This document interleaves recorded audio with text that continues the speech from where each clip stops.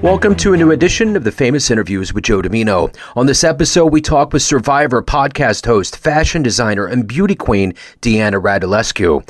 She is a human trafficking survivor, a widow, a former C-level executive, fashion designer, bodybuilder, skincare expert, and currently Miss Chicago American Nation 2021. She has lived a very big life with lots of experiences. When she decides to do something, she does it big. We get into this and so much more. Enjoy the interview. I'm wonderful. How are you today? I'm good. Happy first day of spring. Yeah. Oh, yeah. That's right. That's good news to dispense on people. I like that. Yeah, for sure. Well, hey, it's great to meet you. Thank you for taking a minute out for the show today. I really appreciate it. For sure. I was just listening to your show before you called, so I got a feel for how you operate.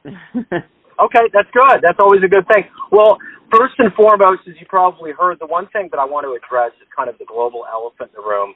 You know, we've gone through COVID for the last 3 years. It's worked on all of us in very different, distinct ways. So I'm curious, how did you survive that time period, and how has it changed the way that you live your life now? Well, I got furloughed from work, and during that time, I really just dived into my podcasting show and just learning a little bit more about that, recording all day. And luckily, I had some people that kind of were of the same mindset, and I was able to get out and spend time with others, you know, not be cooped up in my house, because at the time I was single. So, but because of COVID, I met my fiance at a friend's house, and you know, I'm pretty tough and resilient, so I kept myself busy. I worked out a lot at home and just, you know, poured myself into podcasting. And so that really helped me grow my show and helped me just kind of stay sane, I guess. You know, it's interesting. I've been doing podcasting more specifically in the world of jazz, and I've been doing it since 2011 or 12, and I just can't believe how much it exploded over the pandemic, which I think is a good thing. It really kind of added an element to the discourse that wasn't filtered, that wasn't corporate, that wasn't driven by, you know, entities that were out of our control. So but it is. I think what I've noticed now with the resurgence of podcasting, probably more than I did before, because it's just been a part of what I've done. It's been my diet in life, is that it's really therapeutic for all of us to be able to have civil discourse about what we're doing. It really opens the doors up to empathy and understanding each other in a very unique way in this very divided world we live in. Yeah, for sure. I would totally agree with that. So you're a fashion designer, obviously a podcast host. There's a lot of things that go into what you do, but if we had to really boil down the elements of what you do and who you are on a daily basis, I'm going to put you in front of a bunch of third graders at a career day, and one of them looks up at you and asks you, what do you do for a living? How do you answer them? I would say to support and encourage others to be happy and live a life that makes them feel joy. I think a third grader would understand that. For sure. So explain to me what exactly you do or what you've done that's led up to who you are today. So, like I said, you know, I got furloughed during COVID, and well, I mean, I guess how far back do you want me to go? You can. You know, our story's all encompassing, right? Yeah, no, we can go back for sure. So, I mean, just quick clip notes. I mean, I grew up, you know, I'm the oldest of five. My father was abusive. He ended up leaving us when I was about 15. He was a total deadbeat dad, so not around at all. Didn't help with child support. Unfortunately, I, you know, repeated that pattern and got involved with an abusive man. Ended up becoming a human trafficking survivor because of, you know, him, and, you know, I got out of it. Then I got married I was with my late husband for 17 years. Got married to him. We had a very large lifestyle. You know, we had 5 businesses. The one did 20 million sales, and I was very heavily involved in the business. I was vice president of key accounts and business operations, and I ended up doubling the size of the company with one contract probably a year before he passed. In 2016, he passed away, and then I was forced to really restart my life again and rebuild. I've lost pretty much everything I had built with him over the course of 10 years. And that's when I got into fashion design. I did about 3 collections. I did create a great brand for myself, but it was a very different type of industry to get involved in. And I told myself I'd only do 3 collections, and then, after that, if it's not taking off, I'm not going to continue to invest more money into it. So I did that. At the end of that career, I had done a big event against human trafficking here in the Chicagoland area with 6 other designers. And once that was over, it was a huge success. That was probably a great experience as far as raising awareness around such an important cause. Raised about $30,000, and just, I still to this day, people, are like, when are you going to do another event? Which is a great compliment. But then after that, I didn't know what's next. Being a total type A, always having to have something going on, I fell into podcasting, and I have been working in corporate. And so last year, my role got dissolved, and so I found myself just really fully investing myself into this podcasting world, and taking every opportunity that's come to me. And so I've become the head coach and founding partner of the Female Podcasters Network. I do produce some personal clients of my own podcast for them. And obviously, I have a show of my own. And so I've really found like a home in the podcasting space. I'm sure like yourself, it's a very supportive community. We're very collaborative. And I love that I've with all my research, like you mentioned, just where it's going. I still think that it's in the infancy stages. And I think that, it's been a great ride for me personally, and it's been very therapeutic in a lot of different ways. So when you were in the 3rd grade, what was your dream growing up? What did you want to become? Oh, a ballerina. Nice. Very nice. Yeah. So who would you consider a role model or hero in your life, someone that's always been consistently there to give you strength? Oh, for my aunt, for sure. My aunt is like a total rock star. She used to be a professional mountain biker. She took like 3rd in the World Cup in Australia. She's always been like a rock and roller, had her own band, and very popular here in the Chicagoland area. And she's just always been like that. And I tell her this all the time, just a total like role model that I looked up to, because she was such a strong woman and always chasing her dreams, like never really lived within the confines of what people are expected to do. And so she's just been an awesome example for me in my life. So you're up in Chicago. Is that where you're from?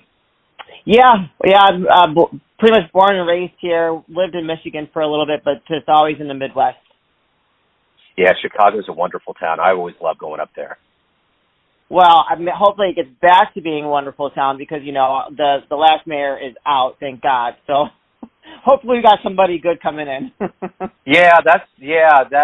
heard that there was a lot of turbulence that went down because of that, for sure. Yeah. So if you could meet anybody alive on the planet right now and spend some time with them, who would it be? I'm really, and I don't follow him a lot. I'm sure you've heard this before, but I'm fascinated by Elon Musk. He's a man that has really, I remember when he first started Tesla and how he like almost didn't make it, just really struggling to, make that happen. And now to see his success and his point of views and his beliefs, he really hasn't allowed a lot of that success to kind of warp his way of thinking as far as some of the other people out there with the kind of status that he has. And I watched and listened to some of his interviews, and just, he's a total family man, and I'm sure he's got some secrets too, but I would love to sit down and talk to him and just kind of, I'd like to know how has he been able to stay pretty like level throughout all his success, because a lot of these people, we see them, they just get so bizarre and just off in the left field, and it's like they lose like track of reality. And so, just following him a little bit throughout my life, he's definitely somebody I would love to talk to. I find parts of that fascinating. For someone like Warren Buffett, for instance, lives in the same house, same car, same place he gets breakfast, hasn't really gone crazy. Mr. Beast, I listened to an interview with him, and he was kind of talking like that. Like, he funnels all of his money back into the company. He's giving all of this money and stuff away to people. It's fascinating when people do get wired to a point where they don't lose their roots. Right, exactly. And I think that's important. Because I think once you like lose that, it's like all bets are off. Yeah. Yeah, I mean, and in our society, America loves that whole cancel culture, pulling people down. So it just prevents that from being the case, Yeah, So very... it's crazy how that works. So let me ask you this. It sounds like of all the things, you've gone through so many things in your life, overcome a lot of things. If you were to have a dream tonight and run into a younger version of yourself, and you could give that version of you a piece of advice based on the life that you've lived and the things you've experienced, the troubles you've overcome and the success you've had, what would you tell that young version? You know what? I would tell her that there are other options than, you are worth it. Because I think based on my experience growing up, I didn't feel like I was valuable enough, and I felt that I deserved someone to treat me poorly. I would tell myself that you are worth it. You deserve better. So what motivates you every day that you wake up and you live your life? What is it that's the ultimate motivator? The fact that I'm alive.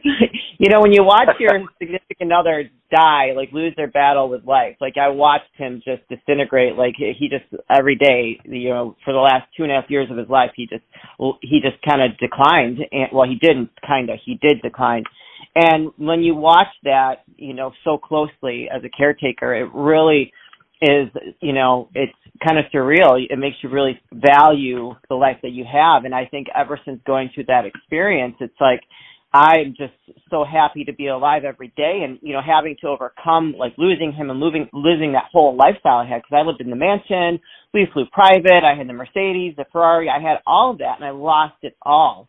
And it's like, overcoming all those things, it is a blessing to be alive. It's a blessing to get up every day and decide to be happy, decide to be grateful, decide to have good relationships, and just you have to decide what kind of person you want to be. And I decided that I wasn't going to live in misery. I wasn't going to be sorry for myself, and I wasn't going to be woe is me. I wanted to make a positive impact because of the experience I had. How, at the end of that proverbial day that motivates you, how do you look back on a day and say, that was a good day for me? When I get up and I have conversations like this, I get to the gym, take care of my dogs, you cook dinner for my fiance. I mean, there's just so many things. Like, you find when you are at peace in your life, you find so much joy and satisfaction in the little things that, it's hard not to, like, even of a day where I'm just totally relaxing and not doing anything and recovering from maybe a late night. It's like, I'm blessed to be able to lay here and feel so fulfilled in my life. Of all of the things that you've done and accomplished in life, what are you the proudest of? What am I the proudest of? I have to say I'm probably the proudest of the podcast that I've created. It started off as a passion project, and the message really was just for myself because of me overcoming like the different labels that I had on myself, being ashamed of, different things.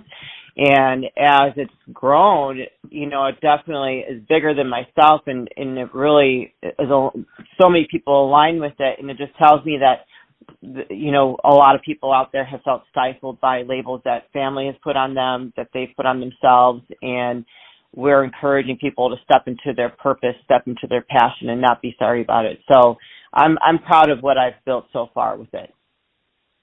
What's been one of the best responses you've gotten from the work you've done, whether it's your podcast or your professional life? What's been something that stands out? I will, I'm going to defer to the event that I did against human trafficking. The amount of women that came out to me they asked me never to disclose their names, but they came out to me to thank me for what I was doing because they too had an experience like that and they never were able to talk about it. And so I was been very open about my past, my journey. And that was probably very, it was a wake-up call that, we don't talk enough about things that are happening out there that, people are ashamed. They don't want to, they don't want to talk about it because the reality is that it is happening around them, and that's a scary thought. And so to get those kind of responses from very, very successful women that had the same experience it was very moving for me. So everyone out there in the world has a perception of you and the different lights and the different ways that you live your life. Family, friends, clients, listeners to your show, but ultimately you're in control. You live your life. What's your perception of you? Who do you think you are? That's a good question. What is my perception of me? I'm strong, but yet I'm able to be vulnerable now at this point in my life. I've had a lot of experience. I probably don't give myself enough credit for the things that I've accomplished.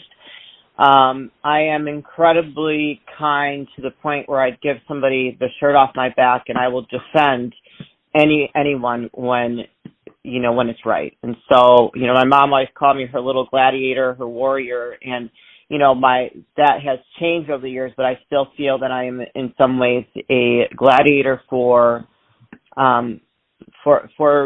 myself and for people around me that might need that support. So, Deanna, if anybody out there wants to listen to your show, learn more about you, anything pertaining to your world, where's the best place to go? Well, you can Google me. I'm on all the things. It's Label Free Podcast on Instagram. I have a personal page called Deanna Marie _lifestyle. And also, if there's any female podcasters out there, femalepodcasters.com. It's free to join. It's a community of women that are supporting each other in this space. But I'm on all the things. You can just Google search me, and I'm going to pop up, and, you'll find me anywhere. Wonderful. Deanna, this has been great. Thank you for being so gracious and open and talking to me about your life and being candid. I really appreciate it. Thank you, Joe. It is a pleasure. You asked some good questions that I'm going to be thinking about all day now. Excellent. Thanks for tuning in to another famous interview with Joe Dimino, where we cover the world of art, literature, business, spirituality, music, and more from around the globe. If you want to hear more interviews, visit the Famous Interviews with Joe Dimino channel on YouTube. You can find us on Spotify and Apple Podcasts. Thanks again for listening, and until next time.